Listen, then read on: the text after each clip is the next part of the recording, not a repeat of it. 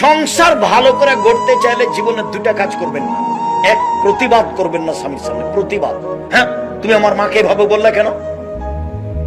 হ্যাঁ, তুমি এই কথা বললে কেন? তুমি এই জিনিসটা করলে কেন?